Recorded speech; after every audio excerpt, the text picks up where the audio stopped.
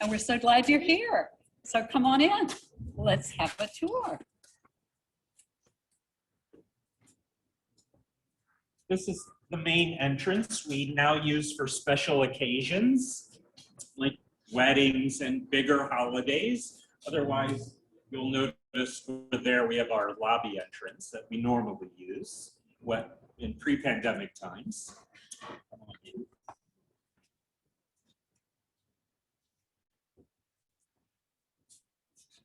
So Carolina was chartered as a colony by 1633. We were a gift from King Charles II of England to his proprietors of land in the New World. And so he divided it up and he gave it to his Lord's proprietor, and today, we were given to Lord Anthony Ashley Cooper, the Earl of Shaftesbury. Now, the Earl of Shaftesbury was defending this area against the Spanish. The property went from all the way up to the North Carolina-Virginia border, down to St. Augustine, which was held by Spain, and they were Catholic. So England and Spain were always at each other's throats. And then as far west as they had been. So Lord Anthony Ashley Cooper said, we've got to get people to go to this land and settle there. So he called in his secretary, who was, of all things, John Locke, a young philosopher. So John Locke wrote with Lord Anthony Ashley Cooper, he wrote us a constitution.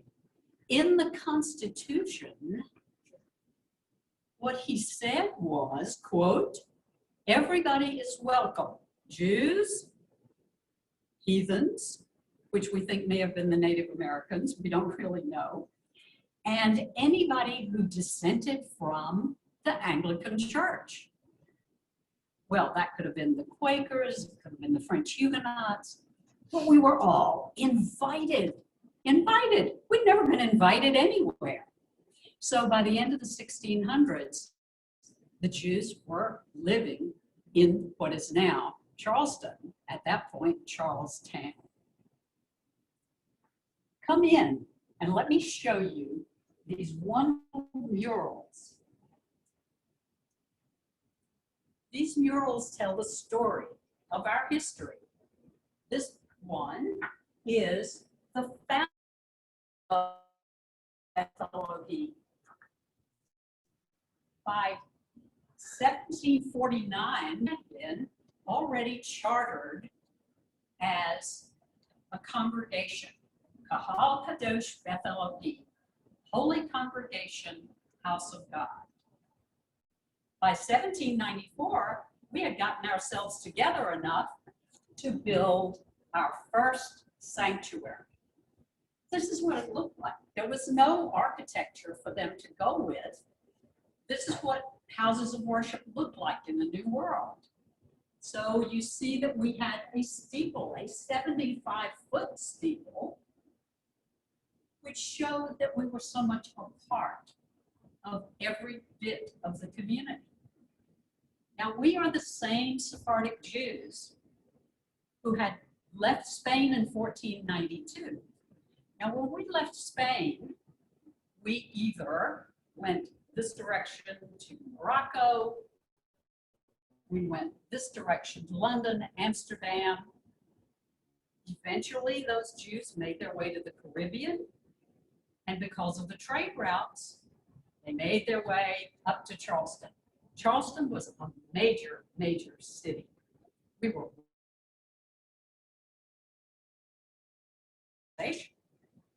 by 1800, there were more Jews in Charleston than anywhere else in North America. We beat New York, yes, that's always a question. We had 800 families. New York had 550. The next came Philadelphia and others on down the line. Eventually, there were 6 congregations in the East Coast. And the oldest one, of course, was Sheriff Israel in New York. Then along comes Rhode Island with the Torah synagogue. Then here's Charleston, and we also have Philadelphia and Richmond and Savannah. We, Southern, all eventually, we'll talk about it, became Reform. And the three Northern ones remained Orthodox. So the Sephardic Jews who settled this congregation, these are a few examples. This is Isaac DaCosta blowing the shofar. This is Michael Lazarus, who was the secretary. He's my ancestor.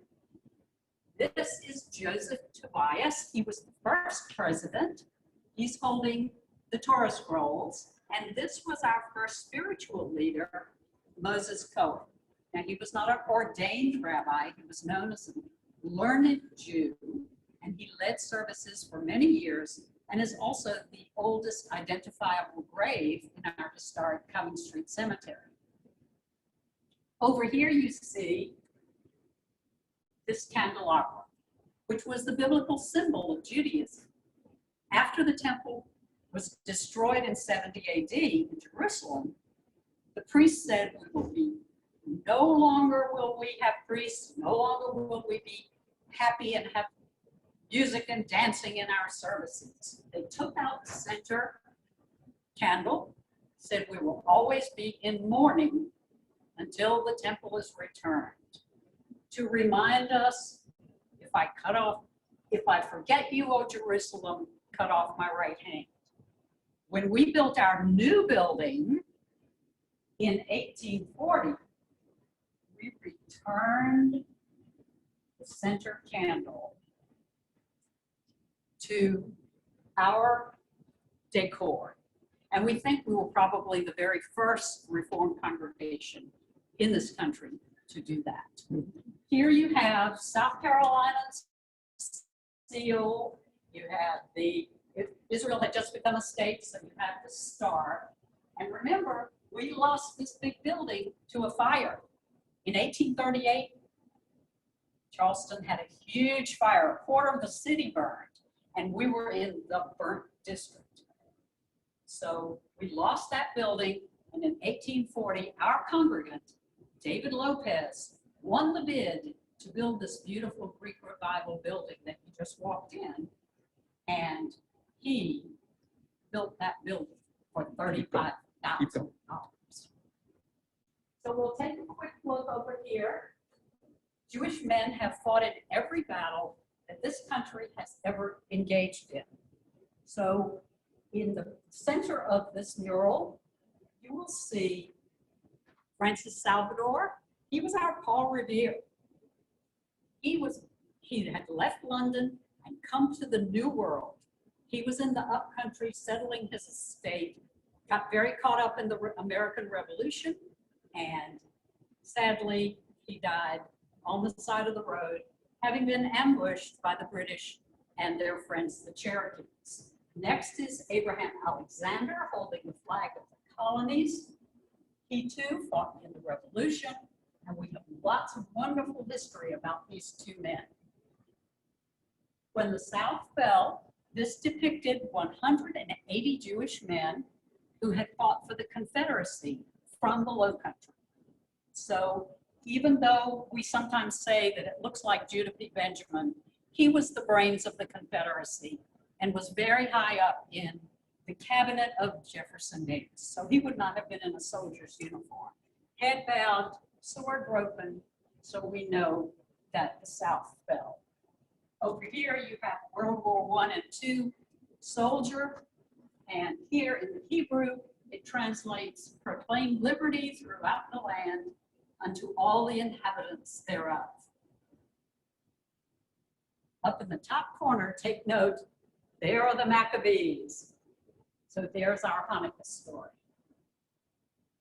So let's go out here.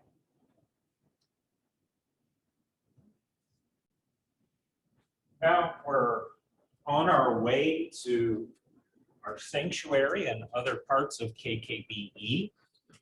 Over our doorway,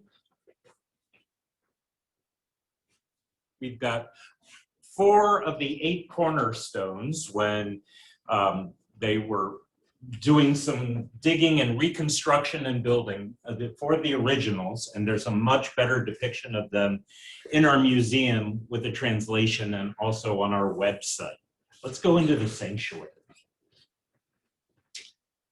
When you go up these stairs and you enter this vestibule, it's 18.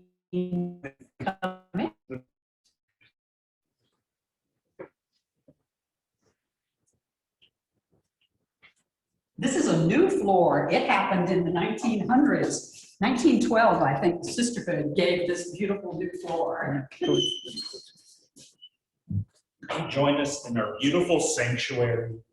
Rabbi Alexander sometimes calls this the jewel box. A very sacred and special place for so many of us.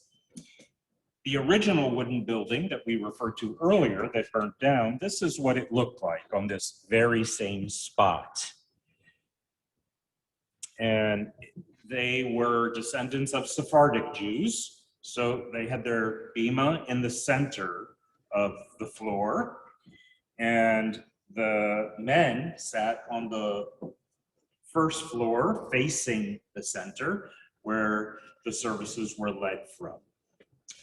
And you can see in our floorboards here, remnants of where that would have been once upon a time before we moved our bima to the traditional spot of most congregations here in the front of our building.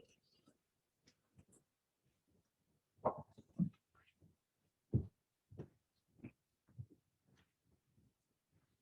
bima is divided into an upper bima and a lower bima. So now at the lower bima, we lead parts and some of our entire services here and other parts here, especially for larger and more formal occasions up here. And this is our ark. Normally, the wooden doors would be closed and opened at the beginning of services and when we have services here in our sanctuary, and the glass doors would remain closed until later on. You'll see 4 Torahs that we keep here in our ark. We have a couple others that we use on other occasions. This Torah on the far right is a Holocaust survivor.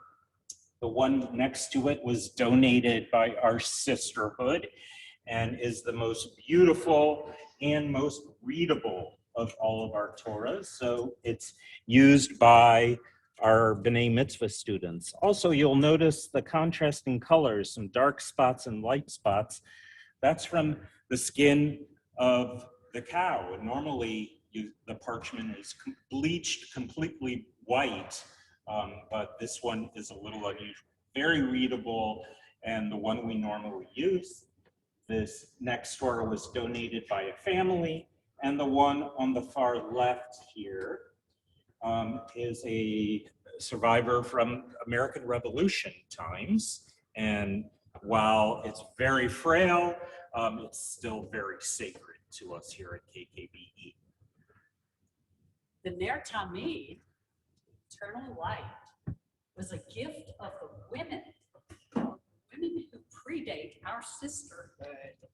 When they organized themselves, they wanted to give something to the beautiful new 1840 synagogue that was being built. And so they gave the Ner Tamid. First, of course, it would have been oil, then it would have been gas, and now, of course, it's electric. If you turn around and look up and towards the back, you'll see our balcony and, most importantly, the organ. That is the 4th organ we've had here, and the organ, of course, is a symbol of reform, as in traditional Orthodox synagogues, you wouldn't have musical instruments played during services. When we became the first Reform congregation, one of the things that the members asked for was an organ. And we still use it today. And frequently our choir gathers up there. And when we have large crowds, overflow often goes up in the balcony. All right. So, and during the Civil War, the people of Charleston anticipated that General Sherman's army was coming towards Charleston and destroying just about everything in its path. So they took all the valuable things that were in our sanctuary and sent them to Columbia. That includes the silver that was on the Torahs and the menorahs. And as it turned out, General Sherman's army actually went to Columbia. So almost all of our valuables, except for one special item you might see at the end of our tour, were lost. And we also found the bases of the two menorahs that are now electric that we have here, buried under the floorboards after the war. These menorahs are engraved with the donors' names, so we know who they were, and as they were family members of the congregation. And then in 1912, they put the tops back on, a gift of Mrs. Zipporah Solomons, who wanted them to be completed so that we could use them on the bema. Let me tell you about the windows.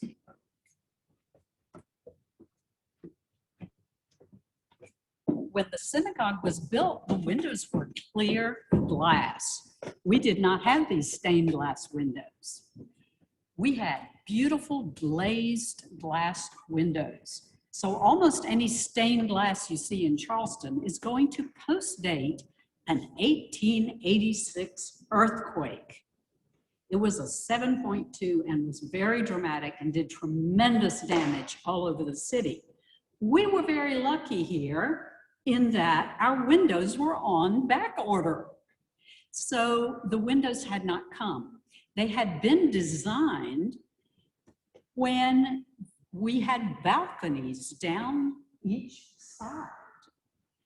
So if you look at them closely, you will see all the artwork is at the bottom third of the windows. After the earthquake, they finally arrived and we were able to install the beautiful stained glass windows in 1888. But the balconies had been so badly damaged that they took them down, and we haven't had these side balconies ever since. I'm going to take you back just a little bit. In 1824, a group of the younger people, probably mostly native-born Charlestonian Jews, came to the rabbi and the board of trustees asking for some reforms. They wanted more English in the service. They wanted the sermon delivered in English. They wanted to sit together with their families. That organ I showed you earlier was a part of that. And they came to the leadership of the congregation asking for these reforms, and they were rebuffed, turned away, and so they left the congregation. They were all Masons, so they gathered at the Masonic Hall and the worship style that they preferred, until they were later brought back in, and we became the first Reformed congregation in the history of North America. In 1879, we had a very progressive young rabbi, Rabbi David Levy, and he came out on the bema on a Shabbat morning and he said, "Ladies, come down from the balconies. I want you to sit with your families. We will be the first congregation to seat men and women and their children together as a congregation for worship." Come along and we will go into our museum.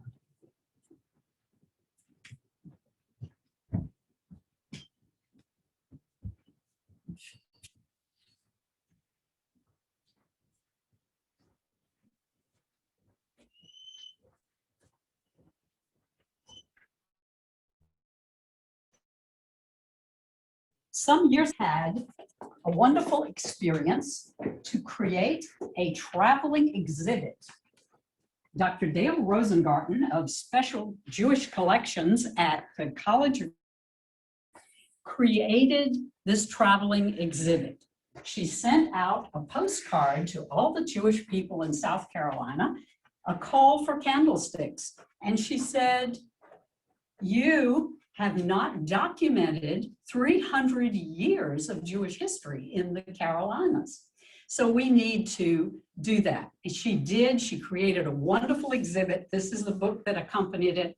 And these panels that you see tell our story from the very beginning until now.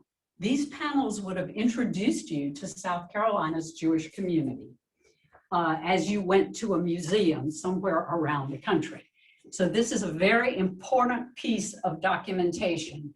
When the exhibit ended, people took their family memorabilia back, and we were able to have some for our museum, some for the Jewish Heritage Collection, and the panels remain with us at the synagogue. Come in. And as you walk this way into our museum, you'll see this diorama of Francis Salvador. He was depicted in the Soldiers mural earlier, and was first Jew elected to legislative assembly in America, and one of the early casualties of the American Revolutionary War. Come on into our museum. This is fire map. The map is provided to us by the Phoenix Fire Company back in our early days. Greg, we lost audio. Keep going. Back in our early days, you had to buy private fire insurance. Otherwise, there was no guarantee that you'd be covered in case of fire. We did, and so being on this fire map helped ensure that we'd get coverage. Nevertheless, as you heard earlier, that building did burn, the original building on the site burned down in the Great Fire. After the fire, Solomon Nunez Caballo, who had grown up here and whose families were very much a part of the Reform movement, he painted from memory. This is his original painting of the original interior of the synagogue as he remembered it. And we're very fortunate to have this beautiful, beautiful painting. So this is something that we can reproduce so that people can learn about our history. In addition to our congregation, among the other early Jewish organizations here in Charleston were the Hebrew Benevolent Society of Charleston, South Carolina, and the Hebrew Orphan Society, both looking at sort of doing the jobs that Jewish federations, including our own Charleston Jewish Federation, do for the greater community. And they still exist in some form, but today they primarily provide scholarships for Jewish college students. Over here, you will see a case that displays what we did as the Reform movement in 1824. The movement of 47 young men was led by Isaac Harvey, Abraham Moise, and David Nunez Caballo. This is a new biography of Isaac Harvey, the Jewish reformer and intellectual, written by Rabbi Gary Zola for American Jewish Archives. This is an earlier biography of Harvey. Harvey was very interested in bringing our youth into what they perceived as American Reform Judaism. He handwrote this prayer book with, as far as we know, the very first transliteration ever in a Jewish prayer book. He wrote it for his sister Caroline so that she could follow the service. Most of the history and the constitution of the Reformed Society was written by Abraham Moise. Both of these men are my great-great-grandfathers. Over here we have Panina Moise, and Sally Lopez. Now, those ladies were responsible for creating the very first religious school for Jewish children in the South. They did this in 1838, right after the building was finished. And they did what Rebecca Gratz did in Philadelphia because they were friends. They exchanged letters, and the kids had all curriculum. Panina was the first Jewish woman to be published as a poet in this country. Her first writing was published in the early 1800s, and by 1833, she had published her own poetry called Fancy's Sketchbook that we are very happy to have a copy of at the Jewish Heritage Collection at the College of Charleston. Over in this case, we have lots of Confederate memorabilia. As you learned earlier, over 180 soldiers from the Confederacy are buried in our historic cemetery. And of course, in the Confederate cabinet depicted here was Judah P. Benjamin. There's a few depictions of Judah P. Benjamin, a Jewish member of the Confederate cabinet. And others here, the names of the Confederate members, you'll see on buildings throughout Charleston, South Carolina. Going back to the day that we cut the ribbon on the 1840 building, March of 1841, it was a big festive day. Joshua Lazarus was chair of the building committee. Here he is, and later our president. Now, Joshua Lazarus gave us this beautiful silver basket that you see here in this case when we cut the ribbon. On it is a little medallion in the front that says a gift from Joshua Lazarus to Beth Elohim congregation. The little basket disappeared. Perhaps one of the Union soldiers thought it might be something nice to take home. So we never saw the basket again. We knew that it had existed, but we never saw it. The basket turned up in 1986 at an auction in Connecticut. It had our name on the front. So the family from New Jersey who bought it, they said, oh, we think we have something of yours. So we did some negotiating, and we're very proud to have Joshua Lazarus's little basket back in our possession. Isn't it beautiful?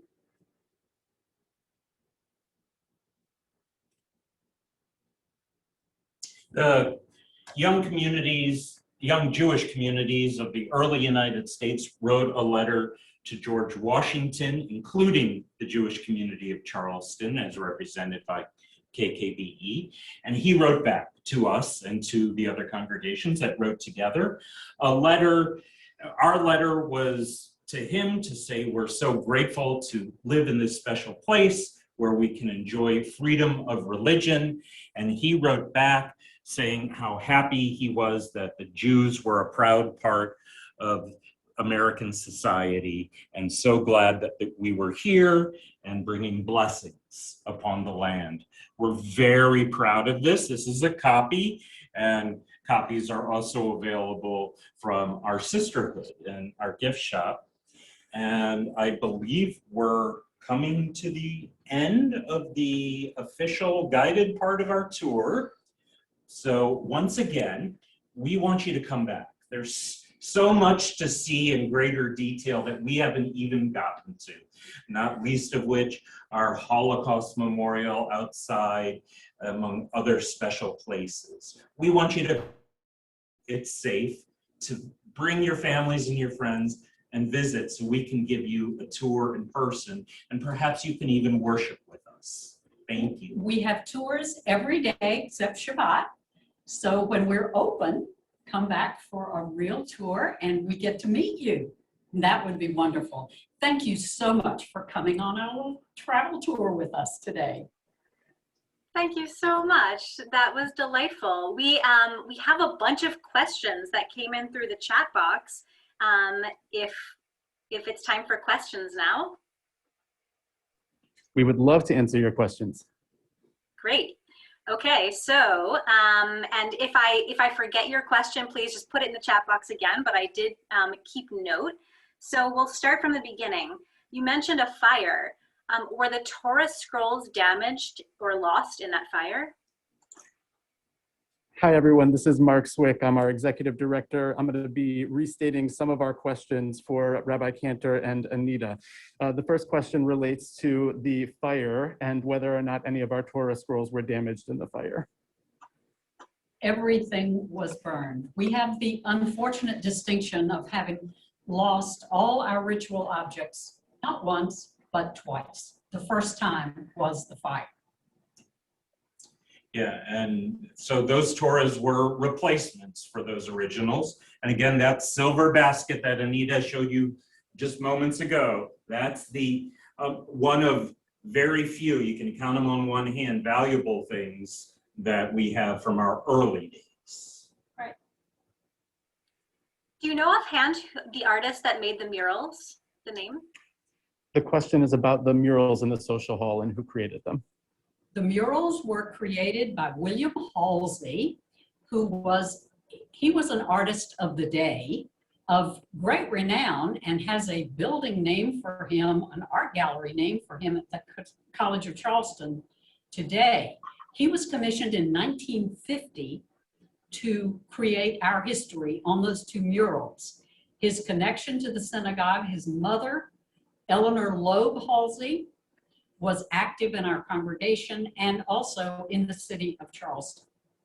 And the Halsey Gallery that Anita told you about is one of the, it's a free tour when you come to Charleston.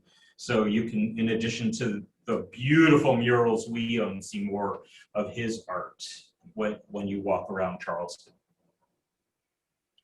Next. Did men and women ever sit separately? And if so, where did the women sit? Was there a balcony? The question is around separate seating, as whether or not men or women ever sat separately in the sanctuary. Oh, absolutely. The men were seated here. The men were seated on the sides right here. The women were in balconies up here until 1879, when the reformers began to make enough of an impact that Rabbi David Levy invited the women to come down. The bima was moved, and the benches that you saw when we were in the sanctuary were placed here on the floor, and all of this reading desk was moved to the front. So before we became the first Reform congregation, we mostly worshiped in a Sephardic Orthodox style, and that meant separate seating. Yes. Very good. And while we're on the topic, a few people had questions about your practices now and also the ancestors who first came in the beginning. Is there a mix now of Sephardic and Ashkenazic both members and also styles of prayer? And why was it that there was a large Sephardic population towards the beginning as opposed to Ashkenazi? The question is about the mix of our membership now, whether they are both Ashkenazi or Sephardic, and why the original congregants were Sephardic. So our membership today, Anita is one of the few descendants of the early settlers, Jewish settlers of the Charleston Jewish community. We have a few others and a larger Jewish community and other congregations. And many people have moved here. And many people are proud descendants of the original members, some from Sephardic and later arrivals from Ashkenazic Jewish families. When we got here in the end of the 1600s and thereafter, we were Sephardic Orthodox Jews from the Iberian Peninsula. We had come straight from Spain and Portugal in 1492. And so we carried our Sephardic heritage with us.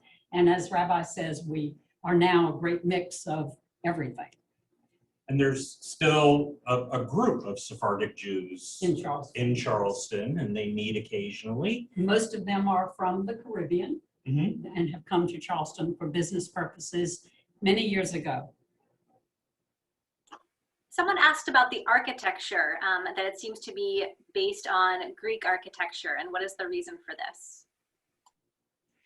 The question is about the architecture of the sanctuary, the 1843 sanctuary, and the Greek style. Why is this? Well, the first building was the Wren style, because that's all there was for a house of worship in North America, particularly in Charleston. When we rebuilt after the Great Fire of Charleston in 1838, styles had changed. It was now time to build Greek Revival. So when you're a visitor to Charleston, you will see Greek Revival buildings all over. We're very proud to say that we're in the National Register of Historic Places.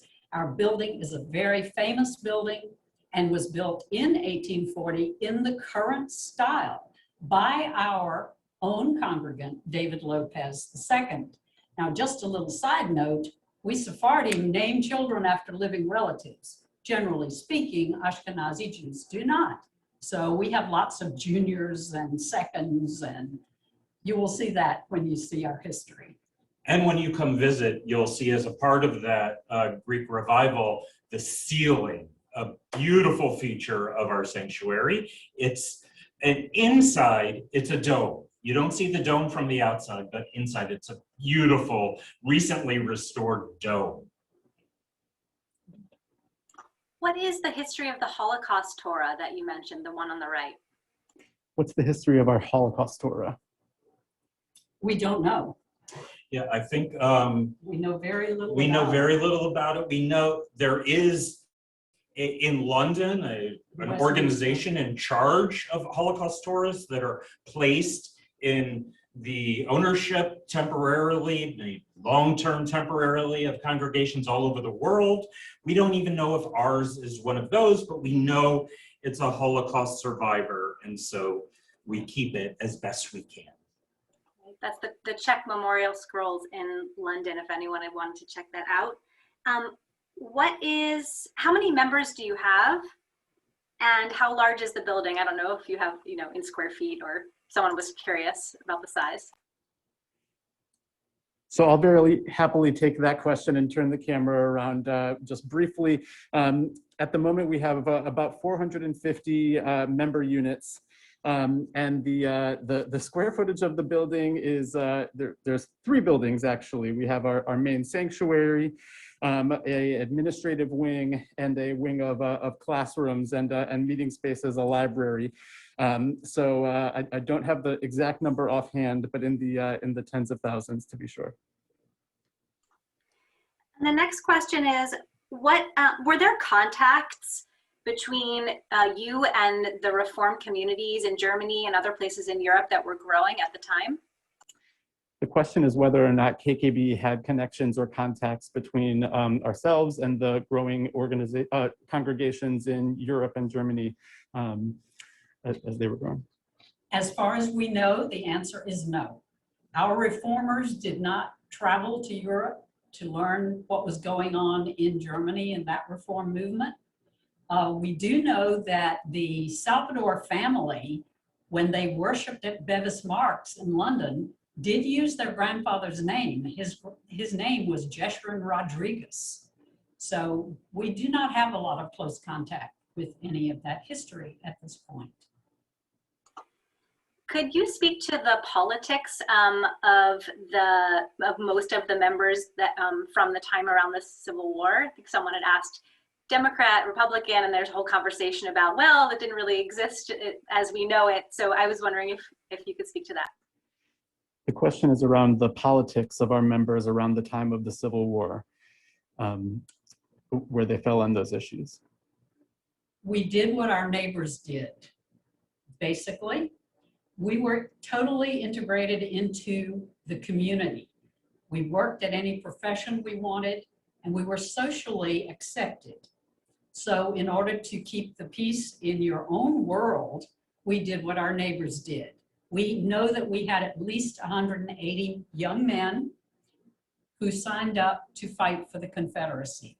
We have searched and we do not seem to have any who did not. You were expected to do what your neighbors did. There were members who were slave owners, and in fact, the sanctuary that you are inside was built partially by skilled slave laborers.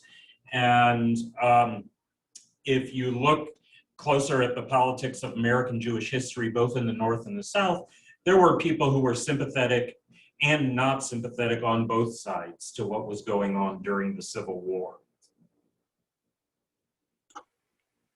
Okay, I think we got through all of the questions that I saw. Were there any other questions from folks you could put in the chat box, or if I missed?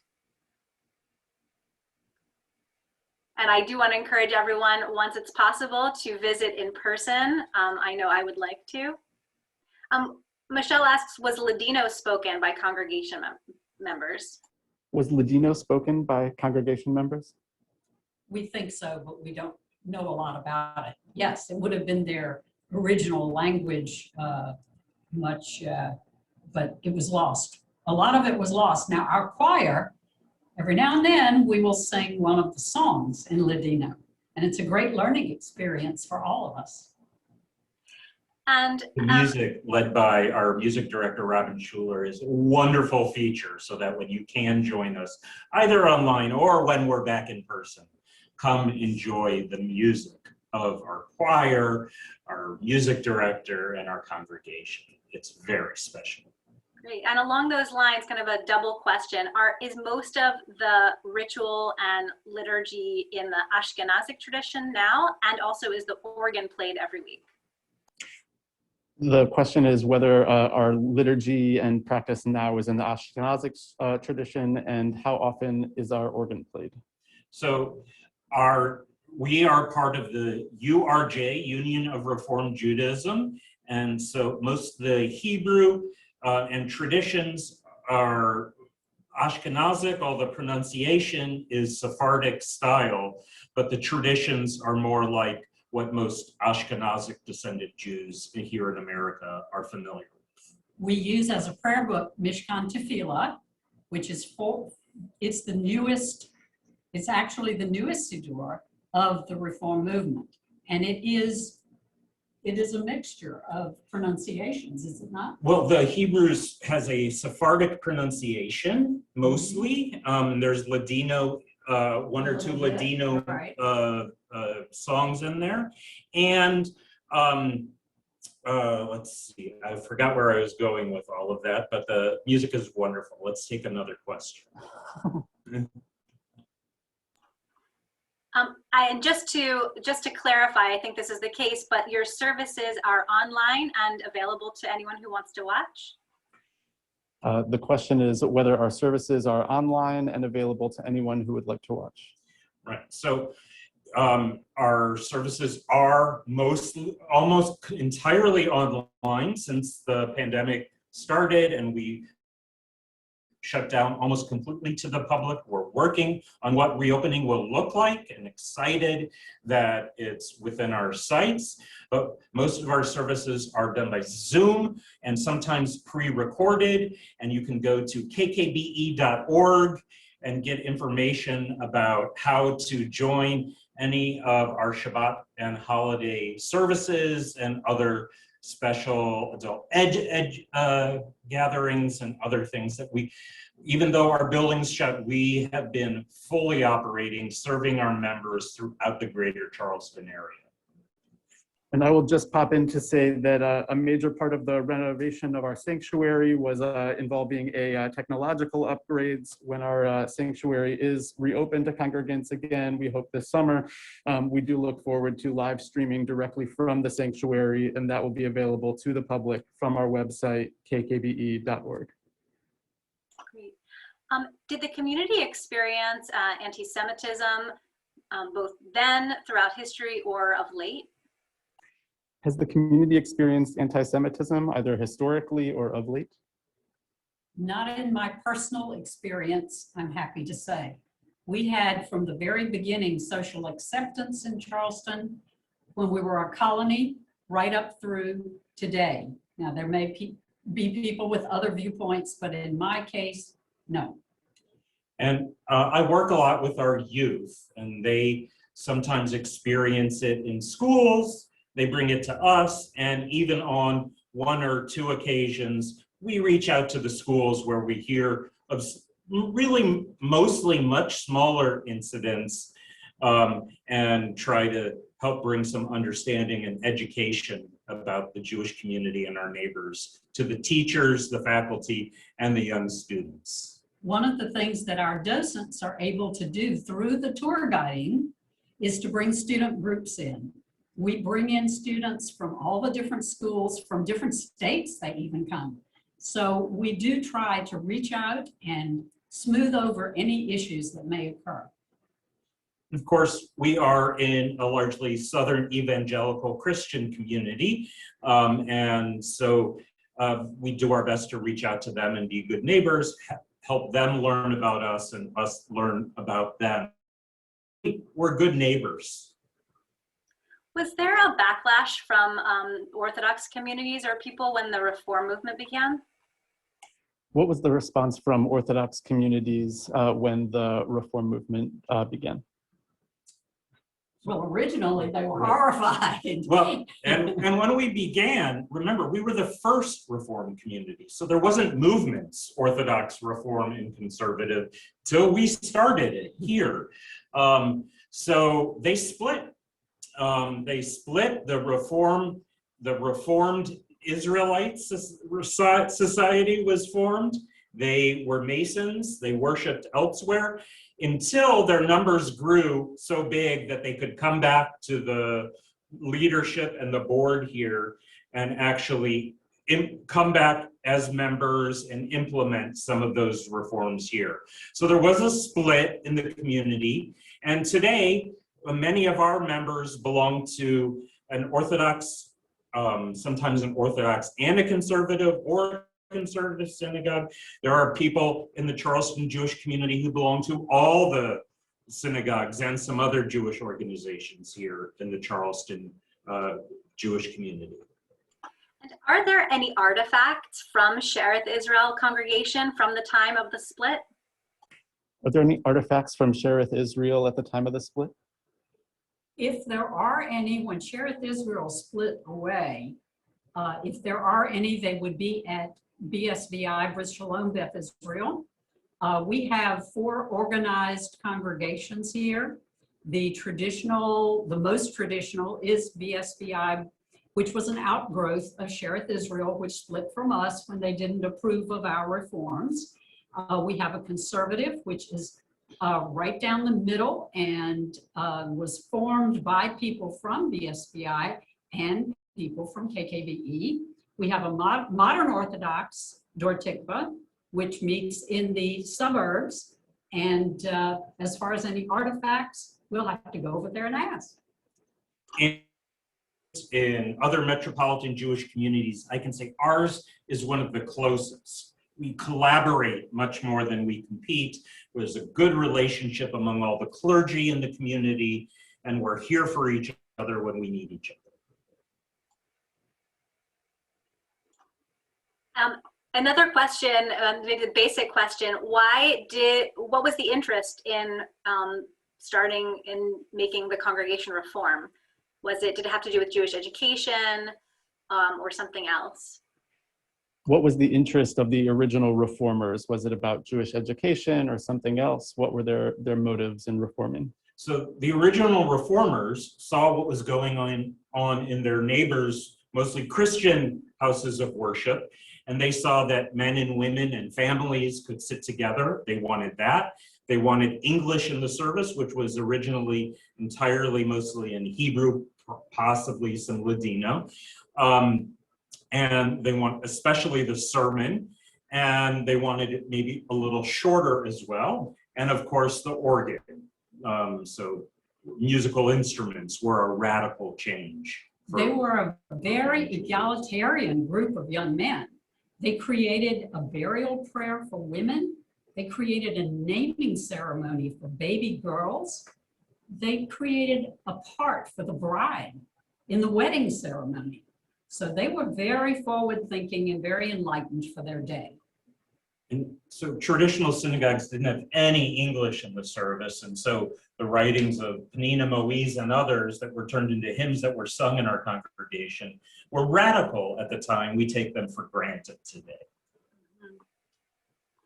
And some folks are putting book recommendations in the chat. This is great. I just want to also say that, yes, the gift shop is online. Someone had asked about that. Apparently that's the case. And that can be found on your website as well, just to confirm. That's correct. Yeah, our gift shop is online. It's called Chosen Treasures.